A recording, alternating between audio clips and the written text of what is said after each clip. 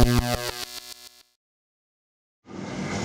right, here we have a Kluge EDH 1422. This machine runs on 480 volt three-phase power.